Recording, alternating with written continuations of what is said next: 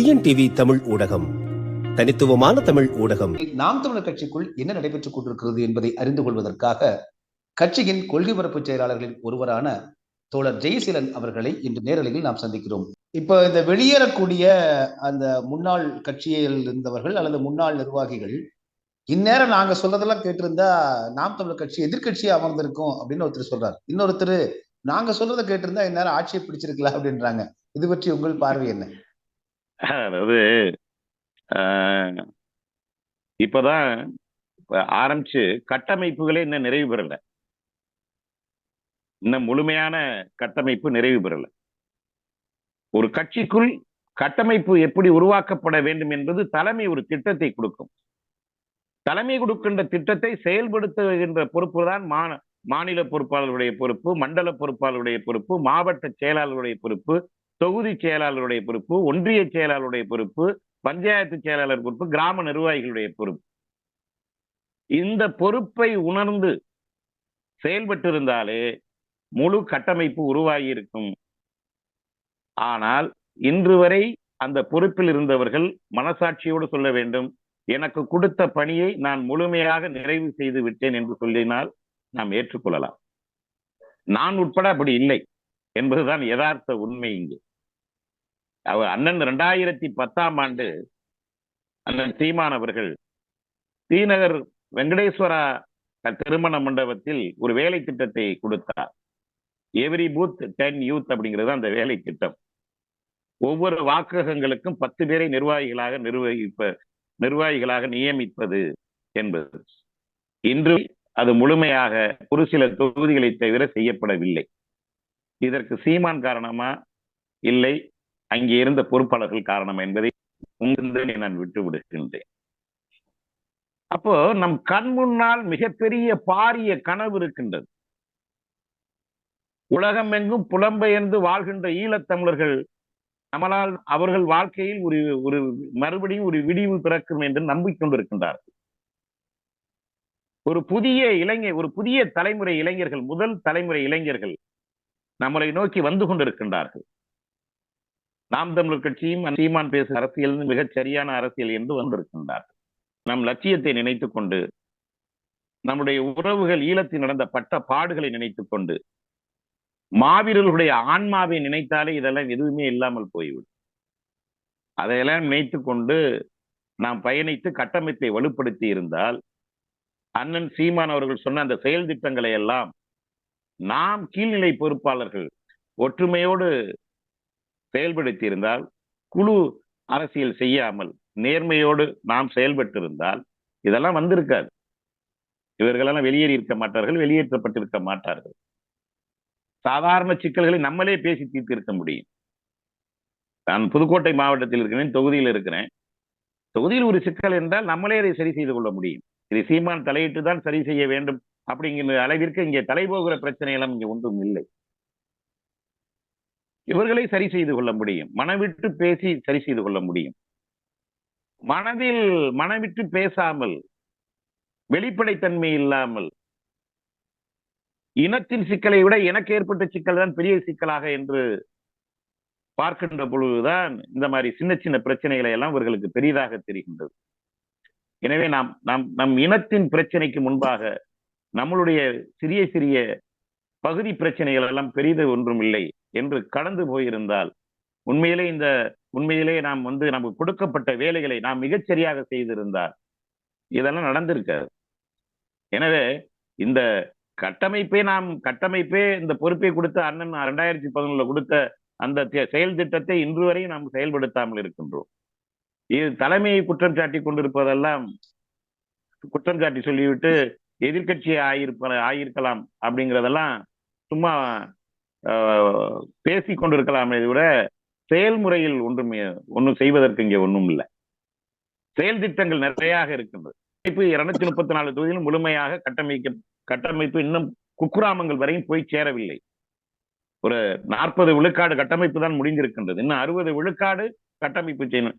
கட்டமைப்பையும் சீமான் வந்தா செய்வார். எல்லா கிராமங்களையும் போய் கருணாநிதி ஜெயலலிதா போய் கட்டமைத்தார்கள், கிளையை உருவாக்கினாங்க. செயல் திட்டத்தை கொடுப்பார்கள் தலைமையிலிருந்து. அந்த செயல் திட்டத்தை நாம் செயல்படுத்த வேண்டும். அந்த திட்டம் செய்கின்றதா இல்லையா என்று ஒரு கண்காணிப்பு குழு இருக்கும். இப்படிதான் இதுவரை நம்ம எல்லா கட்சியிலும் நடந்துட்டு நாம அதை இன்னமும் விரிவுபடுத்துறோம். ஒரு எப்படின்னா ஒரு மாவட்ட செயலாளர்கிட்ட மொத்த அதிகாரத்தையும் கொடுக்காமல் சிறிய ஏன்னா இவங்களால அவ்வளவு தூரத்துக்கு இழுத்துக்கிட்டு ஏன்னா ஒரு ஒரு ஒரு மாட்டு வண்டி இருக்குன்னா ஒரு மாடு 10 கிலோ தான் வெயிட்ட சுமக்கணும், சுமையை சுமக்க முடியும். 100 கிலோவெல்லாம் சுமையை சுமக்க முடியாது. 100 கிலோ சுமையை உன்னால் தாங்க முடியவில்லை, எனவே 10 பேருக்கு அந்த சுமையை பிரிச்சு கொடுத்துரும். 100 கிலோ 10 கிலோ பிரிச்சு கொடுத்துட்டோம்னா எளிது இல்லையா? அதுபோல நிர்வாக அலகுகளை, இந்த யூனிட்னு சொல்லுவாங்க ஆங்கிலத்துல, சின்ன அலகுகளாக அதிகார மையங்களை, அதிகார பரவலை அண்ணன் செய்து கொண்டிருக்கின்றார் இப்பொழுது புதிய கட்டமைப்பா.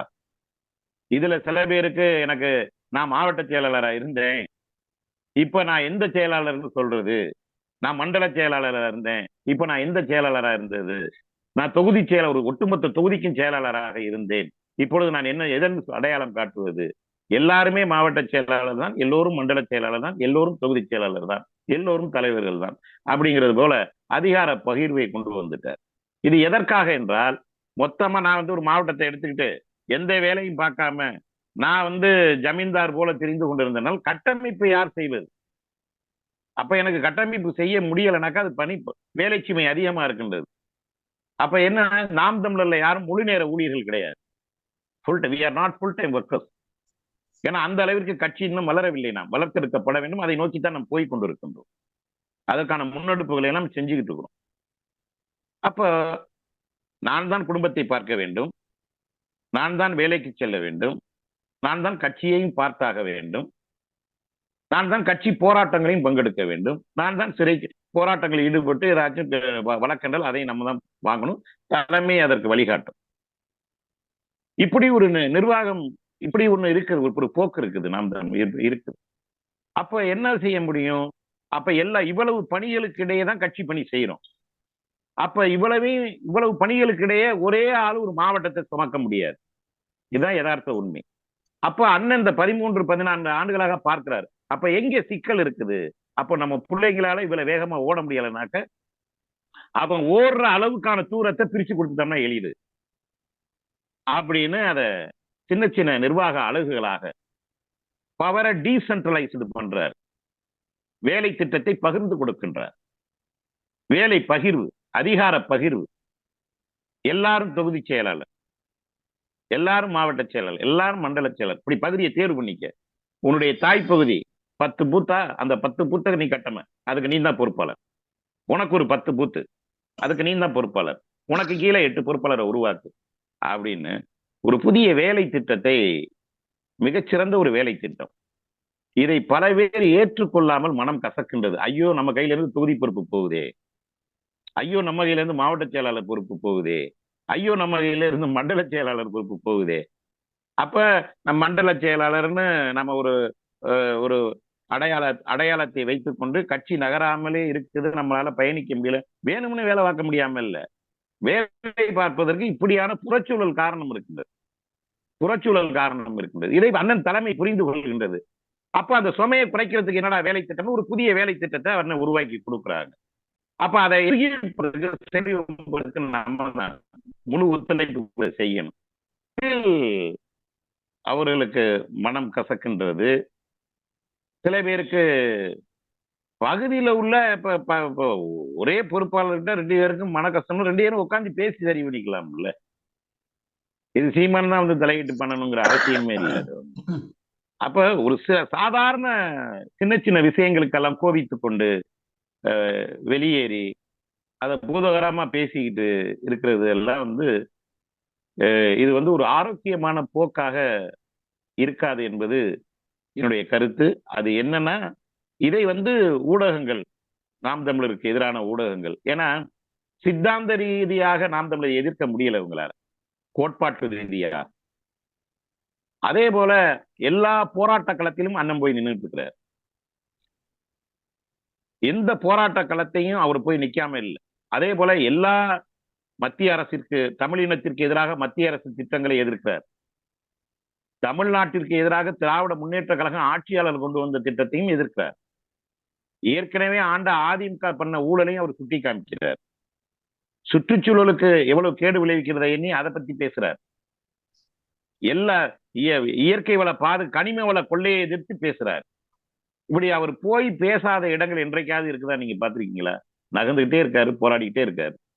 அப்ப இவ்வளவு நாள் மக்களை சுரண்டி தின்று பழக்கப்பட்டவர்கள், இயற்கை வளத்தை சுரண்டவர்கள், சுற்றுச்சூழலை கெடுத்தவர்கள், கடலை கார்பரேட் முதலாளிகளுக்கு தாரை வார்த்து கொடுத்தவர்கள், இயற்கை வளங்களை வரன்முறையற்று சுரண்டுகின்ற கார்பரேட்டுக்கு தாரை வார்த்து கொடுத்தவர்கள், இந்தியத்தை எதிர்த்து ஒன்றிய அரசுன்னு சொல்ற இவர்கள் காலத்தில் தமிழ்நாட்டு உரிமையை எத்தனை பெற்றுக் கொடுத்திருக்காங்க? இதுவரை திராவிட முன்னேற்ற கழகம் 1967 அதிகாரத்திற்கு வந்தது. அன்றிலிருந்து இன்று வரை ஏறக்குறைய 6 முறை அதிகாரத்தில் இருக்கின்றார்கள். உரிமையை என்ன உரிமையை இங்க பெற்றுக் கொடுத்திருக்காங்க? இதை பற்றி இவர்கள் ஊடகங்களில் விவாதிப்பார்களா? திறந்த மனத்தோடு எந்த ஊடகமாவது விவாதிக்கட்டா இருக்கதா? நான் சவால், சன் நியூஸோ இல்ல 7 நியூஸ் சேனலோ, புதிய தலைமுறையோ, தந்திய தொலைக்காட்சியோ, எந்த தொலைக்காட்சியாவது ஒரு பொருள் திராவிட இயக்கங்கள் தமிழ்நாட்டிற்கு பெற்றுத்தந்த உரிமை என்ன?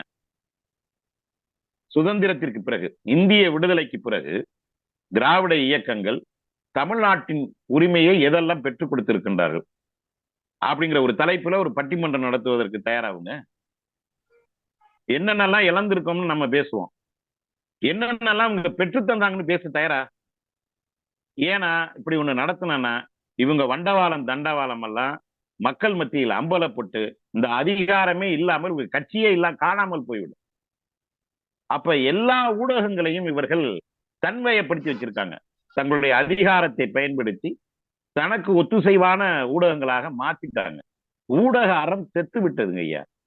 ஊடக அறம் செத்து போய்விடும். இவ்வளவு தமிழ்நாட்டிற்கான உரிமை பறிப்பு, தமிழ்நாட்டில் பல்வேறு இடங்களில் மக்கள் போராடி கொண்டிருக்கின்றார்கள். அதையெல்லாம் விவாத பொருளாக்காமல் ரஜினிகாந்த் சந்திப்பை ஊதி பெரிதாக்கி கொண்டிருக்கின்றார்கள். இவருடைய தொலைக்காட்சி பார்வையாளர்கள். இது தொடர்பா ஒரு கேள்வி இப்போ நான் கேட்கணும்னு நினைச்சு நீங்களே சொல்லிட்டீங்க. ரஜினிகாந்திடம் சென்று சீமான் அவர்கள் அழுது புலம்பினார், என் கட்சியை விட்டு எல்லாம் போயிட்டு இருக்காங்க என்று அழுது புலம்பினார் என்று மூத்த பத்திரிகையாளர் மணி அவர்களே ஏதோ நேர்காணல்ல அவர் சொல்லியிருக்காரு யூடியூப்ல. இது இப்படிப்பட்ட பார்வை நீங்க எப்படி பாக்குறீங்க? அதாவது நான் அண்ணன் மணி அண்ணன் மேல எனக்கு பெரிய மரியாதை உண்டு. அவர் மேல எனக்கு தனிப்பட்ட முறையில பேரன்பும் மரியாதையும் உண்டு. நீங்க சொன்ன செய்தி இப்பதான் நான் பாக்குறேன். ஏன்னா வலைதளங்கள் நிறைய வந்துருச்சு.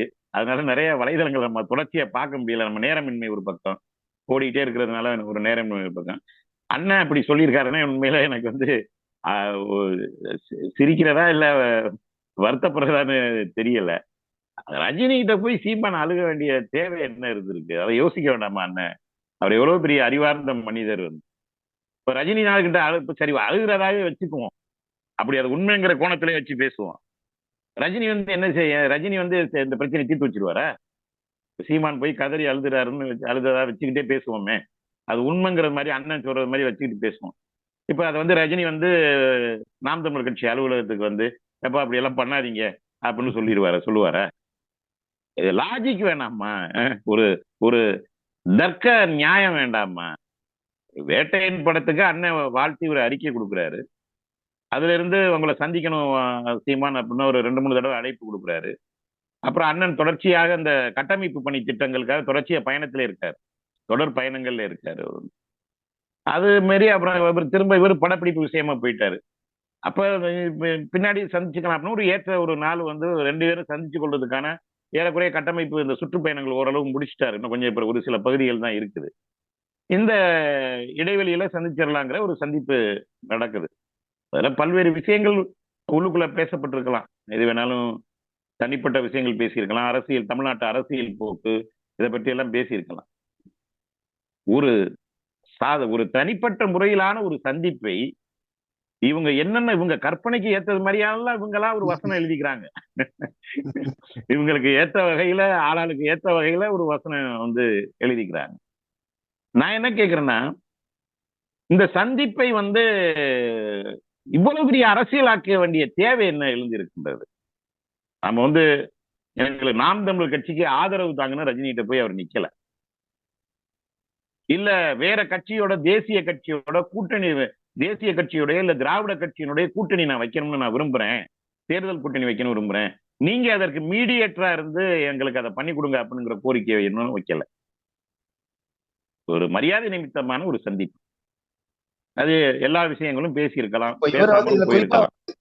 இதுல குறிப்பா வந்து ரஜினிகாந்த் அவர்கள் பாரதிய ஜனதா கட்சியினுடைய ஆன்மீக அரசியல் முன்னெடுக்கக்கூடியவர், ஒரு சங்கி. அவர் இப்ப நீங்க எப்படி பார்க்கலாம் அப்படிங்கிற போல கேள்வி கேட்டிருக்காங்க. ஆனால் அதே வேளையில் ஒவ்வொரு திமுகவினுடைய மிக முக்கியமான நிகழ்ச்சிகள், விழாக்களில் எல்லாம் ரஜினிகாந்த் கலந்துக்கிறார். ஆனால் அதை பற்றி இவர்கள் வந்து பேசாம, கடந்த ஒரு துரைமுருகனை பற்றி கூட வந்து ஒரு மூத்த கட்சி தலைமைகள் எப்படியெல்லாம் வந்து மு.க. ஸ்டாலின் அவர்களை துன்புறுத்துகிறார்கள் என்று அவங்களுடைய மேடையிலே போய் பேசுறார் ரஜினிகாந்த். அவர் ஒரு சங்கியாக இருந்தால் அவரை அழைத்து வந்து திமுக பேசி இருக்குமா என்கிற கேள்வி எழுதலைங்களா? அதாவது என்னன்னா, இதுல ரஜினிகாந்த் சங்கியா இல்ல அவர் இந்துத்துவ அரசியலை ஆதரிக்கிறாரா ஆதரிக்கலையாங்கிறத எல்லாம் தாண்டி, திமுக இன்றைக்கு மம்தா பானர்ஜி மீது மோடி அரசு வழக்கு தொடுக்குது, ஊழல் வழக்கு பண்ணுது.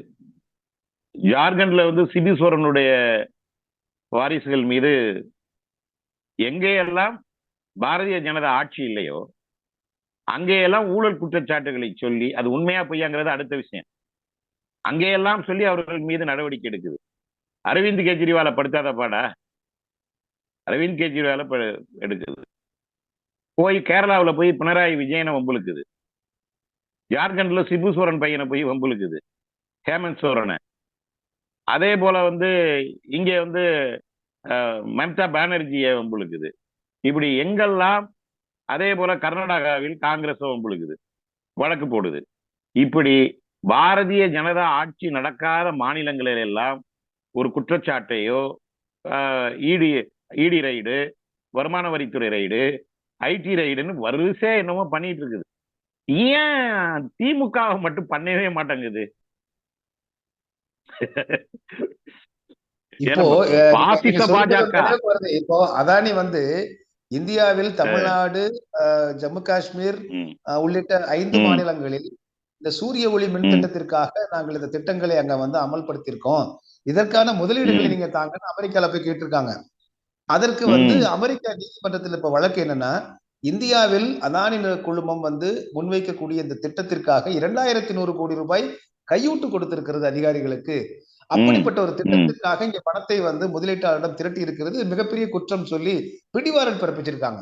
இதுல தமிழ்நாடு அரசினுடைய முன்வாரியம் இருக்கு. இதை பத்தி மூச்சே விடலையே. அதுதான் பண்றாங்க. அது உங்களுக்கு வாயில வந்து பாஜக சொல்லி தமிழர்களை ஏற்றுவதற்கு ஒரு தேர்தல் ஏண்டா தேவைப்படுது உங்களுக்கு? இயல்பிலேயே தமிழ் மண் என்பது ஒரு சமூக நீதி மண். பெரியார் வந்துதான் சமூக நீதியை வளர்த்தாரு கிளத்தாரு அப்படிங்கிறதெல்லாம் அது வேற. அதற்கு முன்பாக இயல்பிலேயே வள்ளுவன் காலத்திலிருந்து இது சமூக நீதியை பற்றி பேசின மண் இது. வள்ளலார் செய்யாத ஒரு சமூக புரட்சியா, ஆன்மீக தளத்திற்குள் நின்று வள்ளலார் செய்யாத ஒரு சமூக புரட்சியை, இன்னும் சொல்ல போனால் அவருடைய 6ஆம் திருமுறைகளை வந்து பெரியாரே எடுத்து வெளியிட்டிருக்கிறாரே, திராவிடர் கழகமே எடுத்து வெளியிட்டிருக்கிறேன் அவருடைய 6ஆம் திருமுறையை. எனக்கு முன்னாடி அவரு தானப்பா அப்படி என்று ஆபிரகம் பண்டிதர், அயோத்திதாச பண்டிதரும் இரட்டைமலை சீனிவாசனும் செய்யாத சமூக புரட்சியா, MC ராசா செய்யாத சமூக புரட்சியா, சமூக நீதியா? அதனால எதுக்கு சொல்ல வரேன்னா, இந்த போர்வையை போற்றி கொண்டு நாங்கள் இந்துத்துவ அரசியலுக்கு ஆதிக்கத்திற்கு எதிரானவர்கள் என்கின்ற ஒரு அரசியல் பேசிக்கொண்டு ஏமாற்றி பல கட்சிகள் கூட்டணியை வைத்துக் கொண்டு பாசிச எதிர்ப்புன்னு சொல்லி அதிகாரத்திற்கு வந்த பிறகு இந்த பாசிச ஆட்சியாளர்கள் மோடி திணித்த திட்டத்தை இவர்கள் எங்கேயாவது எதிர்த்திருக்கிறாங்களா இந்த திமுக அரசு? அதான் என்னுடைய கேள்வி. இப்ப நீங்க சொன்னோன்னே எனக்கு இன்னொரு செய்தி ஞாபகத்துக்கு, இன்றைக்கு துணை முதல்வராக இருக்கின்றார் அண்ணன் உதயநிதி ஸ்டாலின் அவர்கள். இவர் எதிர்கட்சியாக இருக்கும் பொழுது நரேந்திர மோடி விமானி இல்லாமல் கூட வெளிநாடு செல்வாரு, அதானி இல்லாம வெளிநாடு செல்ல போக மாட்டாரு அப்படின்னு இவர் அடிச்சுக்கிட்டு தெரிஞ்சாரு. மேடை முழுக்க ரைமிங்காவும் டைமிங்காவும் முழங்கிக்கிட்டு இருந்தாரு. இப்ப நீங்க அதிகாரத்திற்கு வந்த பிறகு இந்த நரேந்திர மோடி அழைச்சிட்டு வந்து எத்தனை அரசு விழாவை நீங்க செஞ்சிருக்கிறீங்க? சரி, அரசு விழா போகட்டும், அது ஏதோ ஒரு புரோட்டோகால்னு நீங்க சொல்றீங்க. நாம அதை வந்து அதை வந்து சரி அப்படின்ட்டு விட்டுட்டு போயிடுவோம். அதானி கொண்டு வந்த துறைமுக திட்டம், அதானி கொண்டு வந்த அந்த பழவேற்காடு அந்த அந்த பகுதியில் அந்த திட்டத்தை வந்து ஏன் நீங்க எதிர்க்கைய, ஏன் நீங்க அதை வந்து தடுத்து நிறுத்தல? பரந்தூர் விமான நிலையம் யாருக்கு கொண்டு வரப்படுது? இந்திய அரசுக்கு விமானமே இல்ல, விமானத்தை பூரா தனியாருக்கு வித்துட்டான் இந்தியன் ஏர்லைன்ஸ். இந்திய அரசுக்கே விமானம் இல்ல, ஒரு துறையே அவன் தனிப்பட்ட முதலாளிக்கு வித்த பிறகு அந்த தனிப்பட்ட முதலாளிக்கு விளைகின்ற முப்போகம் விளைகின்ற 3500 ஏக்கர் நிலத்தை தமிழ்நாடு அரசு எதற்காக புடுங்கி கொடுக்கணும்? அதுக்கு ஏன் வந்து நீங்க வந்து அதுக்கு ஏன் தடை செய்ய பண்ணீங்க? இதே எடப்பாடி ஆட்சி காலத்துல 8 வழிச்சாலைக்கு நீங்க எதிராக பேசுனீங்கல்ல, இப்ப அதை எதிர்த்து நீங்க 10 வழிச்சாலைன்னு இப்ப அதை மாத்திட்டு பேர் வச்சுட்டு அதை திணிக்கிறீங்களே எதற்கு? அப்ப ஏதாவது மத்திய அரசு கொண்டு வந்த திட்டம், ஏதாவது அதானிக்கு எதிரான, அதான் இந்த வெளிநாட்டு முதலீடு அந்நிய முதலீடுன்னு சொல்லி ஒண்ணு பேசினாங்க.